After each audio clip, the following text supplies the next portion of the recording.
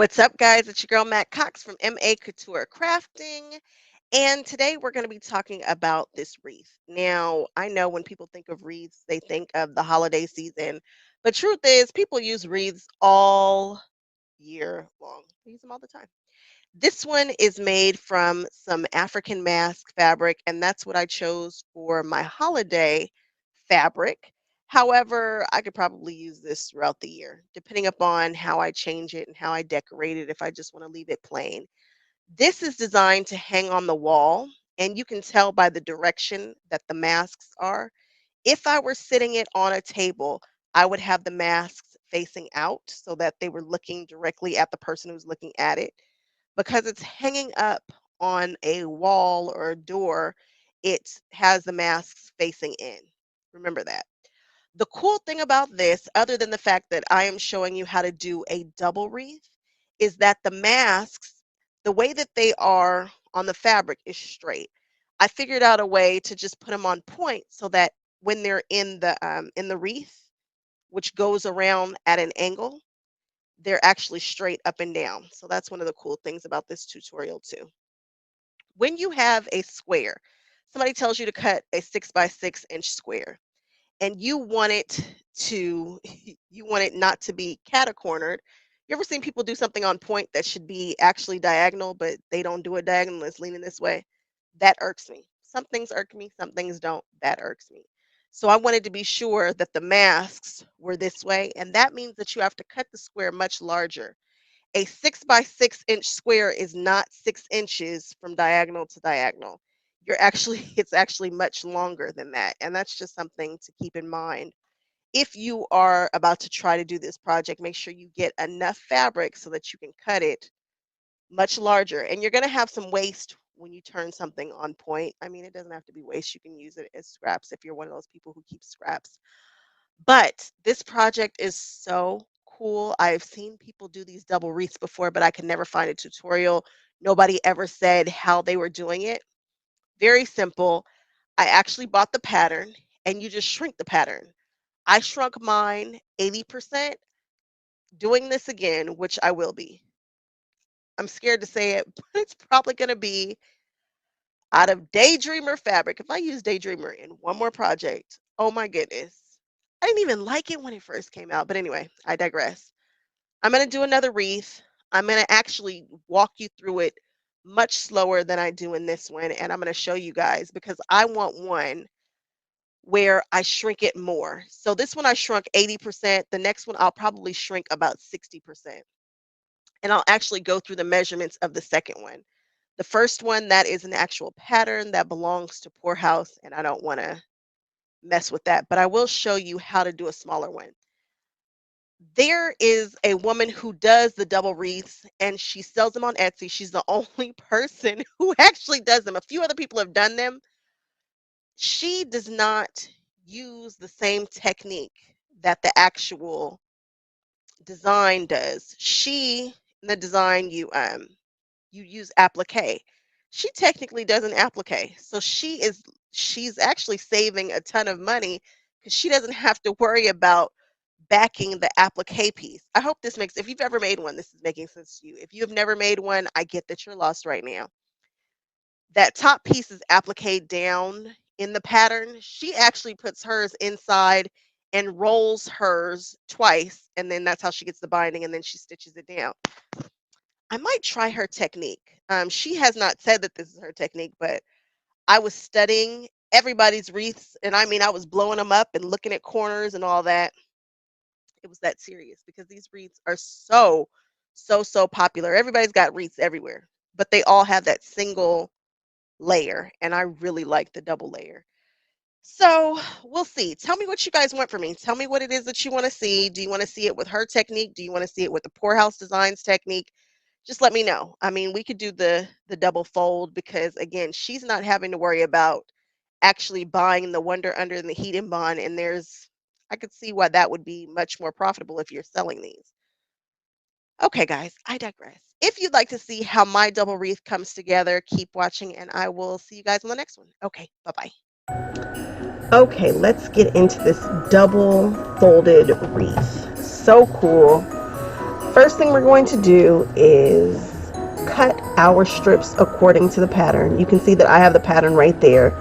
It's by Poorhouse, I think it's called Poorhouse Fabrics. And I am doing 2 layers, and these little faces, this mask is going to be the focal point. So this is going to be my applique.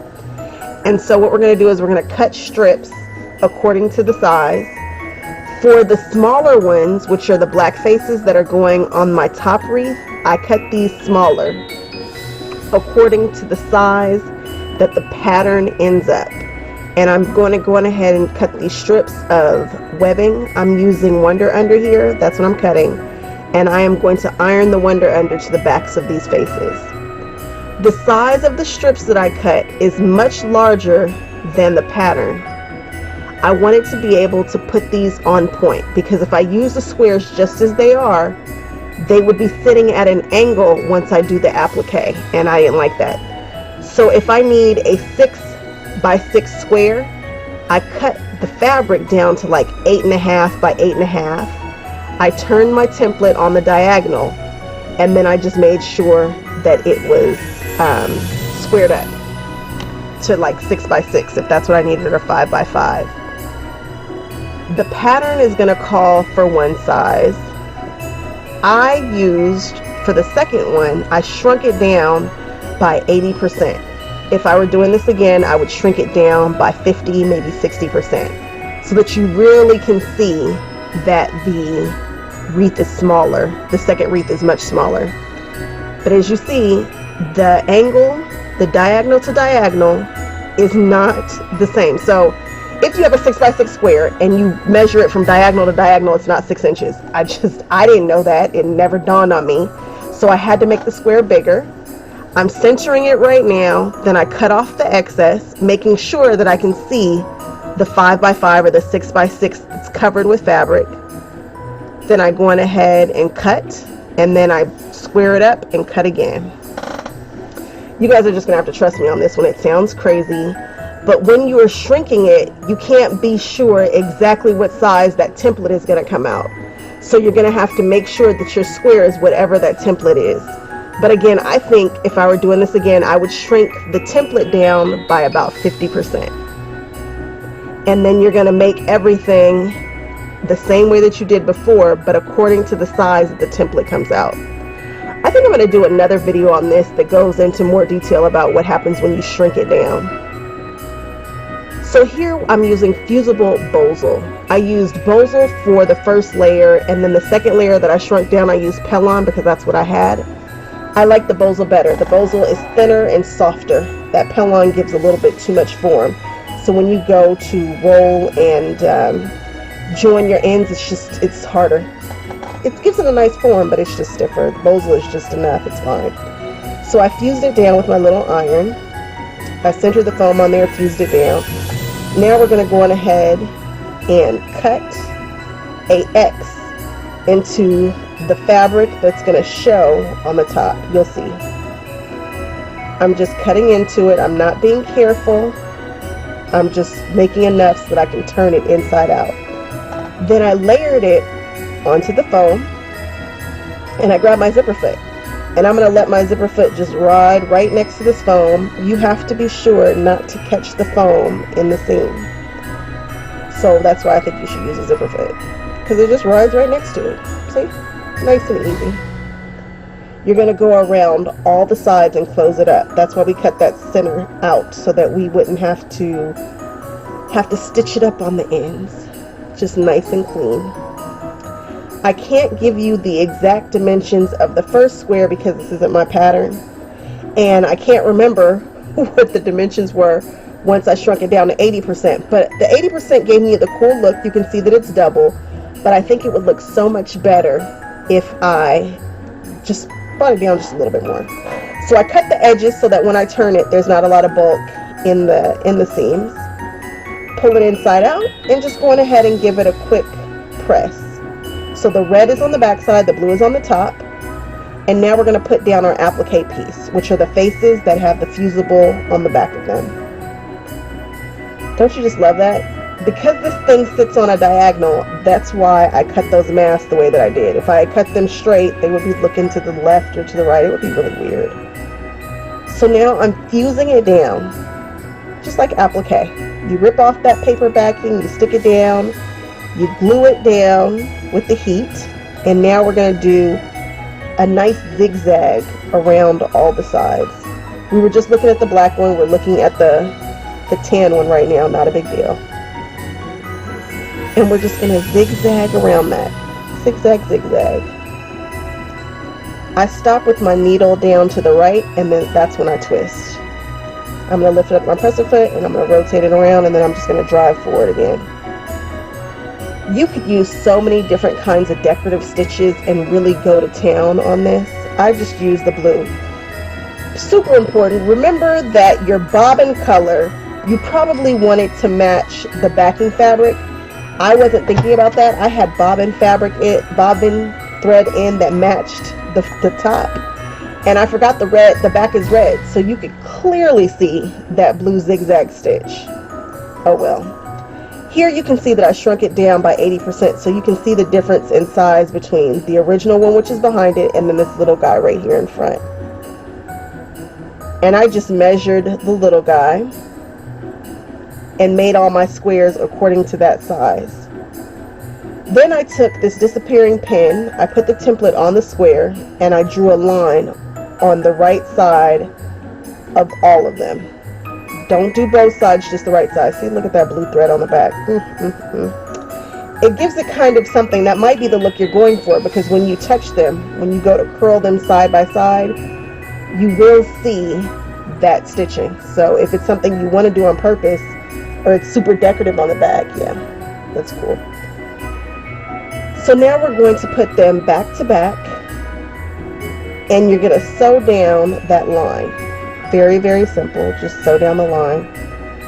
I suggest you start where the blue meets the applique. That way you just don't have strings hanging off the side. So you just go on ahead and do that all the way around. Make 2 pairs and sew them all together, and then you'll have a wreath. Then they suggest stitching the edges together with my hand. I glued it. I used a hot glue gun. It came out okay. I'm not disappointed with it. It's probably not the best.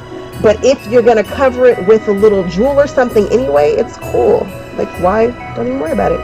You're not going to see it. So I sewed them all together right to right. And you make sure that they're lined up at the edge there. And it comes out like a little wreath, see? And I glued my edges together. The tips, I just glued them together, and it worked out fine.